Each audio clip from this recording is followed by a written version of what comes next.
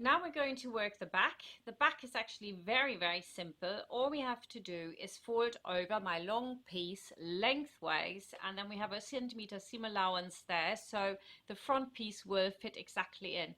What we do want to do when we're done is we want to make sure that the seam is in the center and it's not at the top or the bottom, because that will make it not, gather so well. I've already cut my gather strips as well in my nice elastic. But the first thing I have to do now is to sew all the way across the top, 1 centimeter seam allowance, and then we can iron it so that we get that beautiful seam just in the center of that back. Just use the tip of your iron, please. Don't put the iron down, just use the tip, because we don't want to obviously have a crease in there anywhere else, not yet. So turn it, and then comes the moment obviously where we are going to move that seam to the center, and then we can press it again. There you go, nice and flat. Beautiful. Now I can give this a jolly good press, and I am ready to put my tunnels in. It's all worked out, so each tunnel is 1 inch wide or 2.5 centimeters. So line it up with the inch mark or the 2.5 centimeter mark from one side and sew your tunnel in. And I would suggest that you use stitch length 3 or 2.5 for that. And then you just swivel it around and come down the other side. Now if you're making the bigger size and you've got 4 tunnels, then you do the first line, and then you line it up with, and then the next line you won't have on there.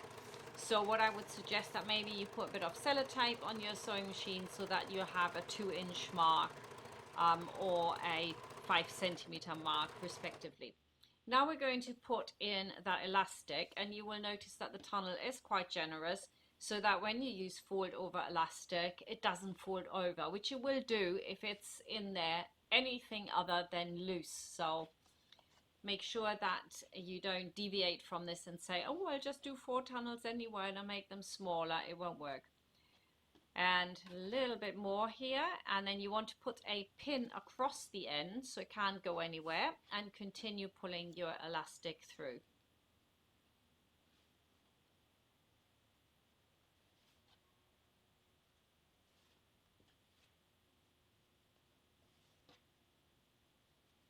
There we go, it comes back out. Make sure that you don't twist it.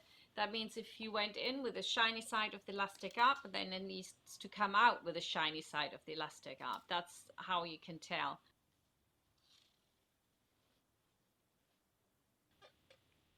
Now I can do the next one and pull that through as well. And what I would suggest here is that you actually make the elastic slightly shorter.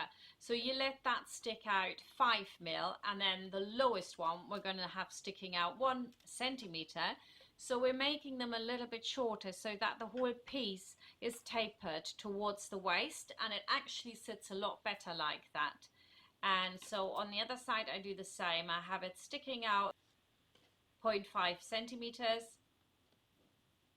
And then I do the last one and I have that sticking out 1 centimeter, so that you get that taper. It's actually really nice. We found that out when we were testing it, that was a really good way to do it. Instead of like giving different measurements, we'll just do it like that. And once I've done that, I can attach my back to the front. But before we do, we want to actually try this on. So if you've got your kid at home, this is the point where you should pin it together. Put your kid in there and then pin on the other side just to see if this is actually right. So in my case, of course, I don't have a kid here. I just measure it through, and this will come to 59 centimeters. And the chest of Magdalena, who I'm making that for, is 61. So we've got about 2 to 3 centimeters less, which is great because it needs to stretch on a little bit. So I'm quite happy with that. And now I can sew my elastic in. I make sure it's nice and flat, so you move your gathers away a bit and you just stitch over the end. this point, I actually still leave the elastic standing over just so I don't get confused and accidentally put the smaller end to the top. And we're now going to sew this back piece into the side. So you want to pin it from seam to seam, from the top of the underarm seam. That's where you have one vertical pin to the seam, one at the lower end and one at the center.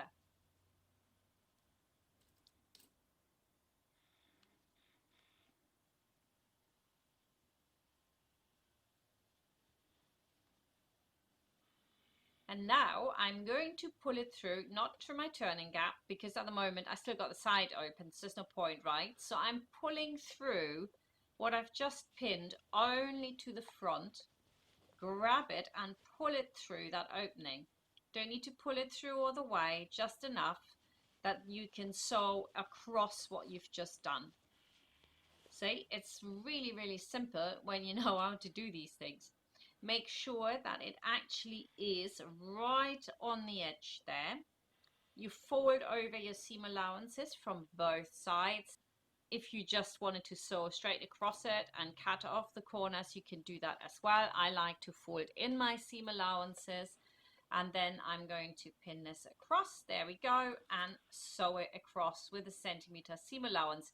You can also just use foot width here, and I can't even see properly, but I think I'm just using foot width because that's where it fitted the snuckest. So you can follow my lead here and just make it foot width.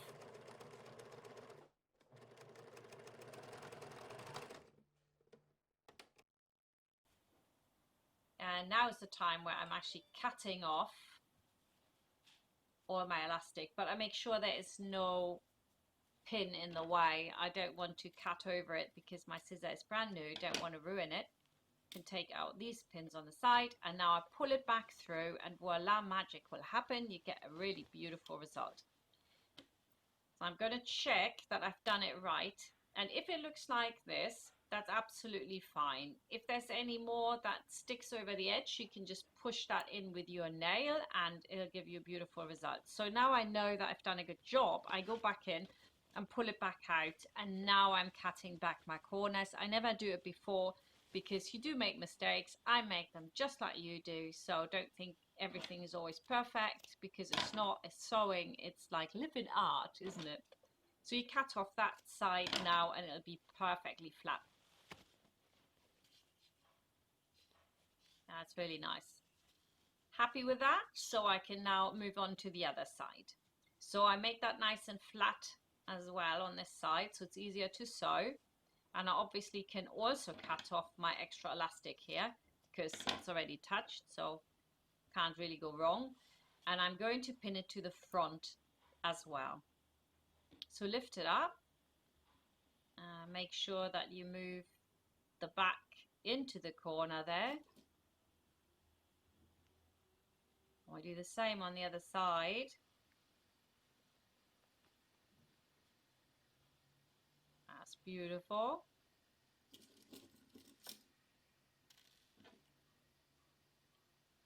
Another pin maybe in the center. It sometimes feels like it's a little bit too much. That's why I'm saying if you had extended your seam allowance a tiny bit as you sew it, the underarm and coming in at the hem of the front piece, it's not a big deal if it's a little bit bigger. So that this distance is smaller, but it should fit on perfectly. So now I do exactly the same again. I'll pull it through, but this time through my turning gap. And then I turn in my seam allowances again. I make sure that it's really snug, not so much that it's just a corner, but it's where you're going to be sewing. So if that's foot width, make sure that it's still edge to edge at about 0.8 centimeters in, right? That is important, not just on the edge, because of course when you're sewing it goes apart a bit, so it needs to fit in there super snug. Right, all looking good. Let's go over and stitch this one in as well. And that's why I said use maybe foot width seam allowance here, because that guarantees you a very nice fit. Beautiful. Looks good so far. Let's pull it through and check it. Yep, that's good.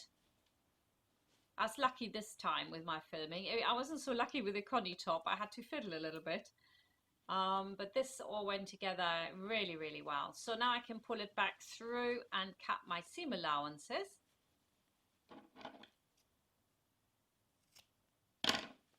Both sides. Cutting the seam allowance first and then cutting across the corner as well. You could also stagger the seam if your fabric is rather thick. I didn't do that here, it's not necessary. And if it stands over the top still a little bit, I'm just getting my nail in there and squishing it down. I didn't have to do it here, but I've done it plenty of times in the past. And that's it. This looks absolutely beautiful, doesn't it? Gorgeous. Now we've got one more thing to do before we finish with our back, and that is to do all our top stitching all the way around. And we're going to start somewhere where it's not so visible, towards the back or on the side where it's red. You could start as well if you have contrast stitching like I do. If you don't want it to show, make sure that it's really smooth where you're going to go over your turning gap. So I'm putting a little pin in there and I'm good to go. I'm going to start right there. So I put it under, make sure that your top is turned so that you're sewing from the inside always. I mean, here it might not be as visible that I've done that, but then you can move wherever it is you're sewing around. It's a little bit like when you're putting anything in like a sleeve, you sew from the inside and you make sure you turn it so that the wrong side is to the outside. And then as you get to the corner, you have the needle down, turn. Don't forget stitch length needs to be 3.5 at least, and you don't want to stitch too close to the edge so that you slip off. It's way better to have that little bit more distance and use a marking on your presser foot. And I'm going all the way around, closing that turning gap.